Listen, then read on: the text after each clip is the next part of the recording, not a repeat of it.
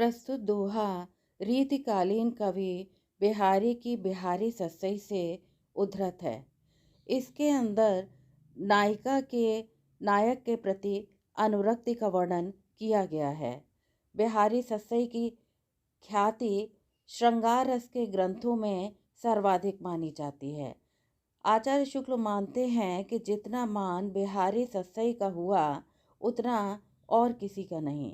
इसका एक एक दोहा हिंदी साहित्य में एक एक रत्न माना जाता है। इसी दोहे की व्याख्या इस प्रकार है। तोहि निर्मोही लग्यो मोही इन्हें सुभाओ अन आए आवे नहीं आए आवतु आओ। यहाँ पर नायिका अपने मन की व्यथा का चित्रण कर रही है, नायक के प्रति अपनी अनुरक्ति का वर्णन कर रही है और बता रही है कि अब उसका मन उसके वश में नहीं है।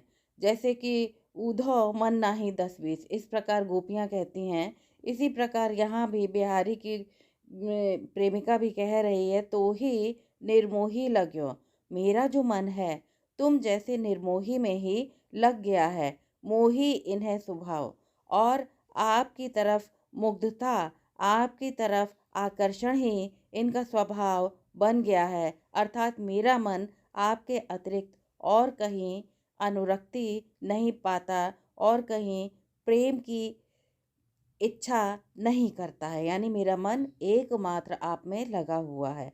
अन आए आवे नहीं आए आवतु आओ, जब आप नहीं आते हैं तो मेरा मन भी मेरे वश में नहीं होता, वो हर समय आपके पास ही बना रहता है। आए आवतु आओ, और जब आप मेरे पास आते हैं तभी मेरा मन मेरे पास आता है, मेरे वश में होता है, मैं आनंदित उत्साहित महसूस करती हूँ।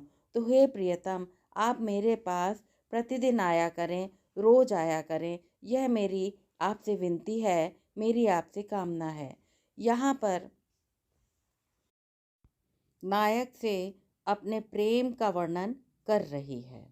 विशेष के रूप में स्पष्ट करें तो यह छंद दोहा है, अर्ध सममात्रिक छंद है। यह 2 पंक्तियों का होता है। इसमें 4 चरण माने जाते हैं। इसके विषम चरणों में 13-13 मात्राएं होती हैं और सम चरणों में 11-11 मात्राएं होती हैं।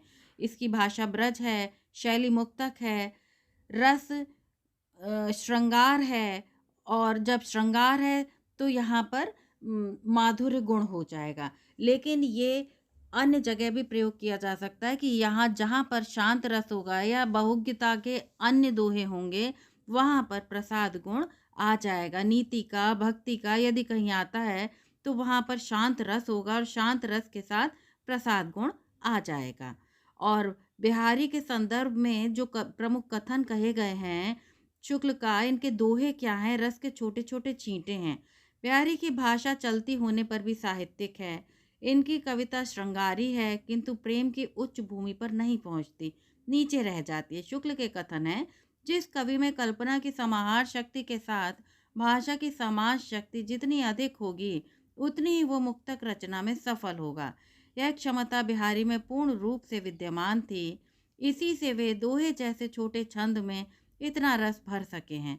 इनके दोहे क्या हैं? रस के छोटे छोटे छींटे हैं। शुक्ल के ये सभी कथन बहुत महत्वपूर्ण हैं और इनको याद कीजिएगा और इनको याद करके इनका प्रयोग अवश्य स्थान स्थान पर करिएगा। बिहारी के अन्य प्रमुख कथन भी यहाँ पर दिए गए हैं जो कि दृष्टव्य हैं, भाषा के संदर्भ में है, भाषा चलती होने पर भी साहित्यिक है, वाक्य रचना व्यवस्थित है। और राधाचरण गोस्वामी का कथन महत्वपूर्ण है, यदि सूर सूर तुलसी शशि उद्गन केशव दास हैं तो बिहारी पीयूष वर्षी मेघ हैं। तो हजारी प्रसाद द्विवेदी रीतिकाल के सबसे अधिक लोकप्रिय कवि बिहारी हैं, ऐसा स्वीकार करते हैं। हजारी प्रसाद द्विवेदी यह भी मानते हैं कि बिहारी सस्सई रसिकों का घर है और रामचरितमानस के बाद सबसे अधिक प्रचलित कृति है, ये भी माना जाता है। तुलसी के मानस के बाद ऐसी किसी ग्रंथ को साहित्यिक लोकप्रियता प्राप्त हुई है तो बिहारी कृत सस्सई को लक्ष्मी सागर वार्ष्णेय का कथन है। बिहारी के दोहों की उपमा नावक के तीर से दी गई है।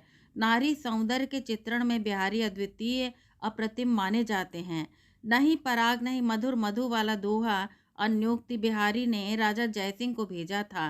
जिसमें नवविवाहिता रानी के प्रेम पाश में आबद्ध और राजकार्य से विरक्त हुए जयपुर नरेश महाराज जयसिंह को कर्तव्य बोध की प्रेरणा दी थी। इस दोहे से प्रसन्न होकर राजा जयसिंह ने काली पहाड़ी गांव में पुरस्कार दिया था और इनके दोहे पर एक एक अशर्फी दी जाती थी। भाव साम्य अगर हम आंतरिक रूप से देखें तो उज्जवल वरदान चेतना का यानी अंतर्गत सौंदर्य है। सौंदर्य जिसे सब कहते हैं, जिसमें अनंत अभिलाषा के सपने सब जगते रहते हैं। A beauty is a thing of Joy for ever Keats की पंक्तियां हैं। और अरते टरत न बर परे इत्यादि, नहीं पराग नहीं मधुर मधु इत्यादि कई सारे भावसाम हैं जो कि श्रृंगार रस के या अन्य दोहों में स्थान स्थान पर प्रयोग किए जा सकते हैं। एक बात विशेष रूप से आपको समझानी है, यदि आपको अच्छे अंक प्राप्त करने हैं तो भावसा में देंगे, और यदि अच्छे अंक आपको प्रश्नों में प्राप्त करने तो वहाँ भी आप ये देंगे। आपको बहुत समझ में आई हो तो कृपया चैनल को लाइक, शेयर और अब सब्सक्राइब अवश्य करें। आपका पुनः धन्यवाद।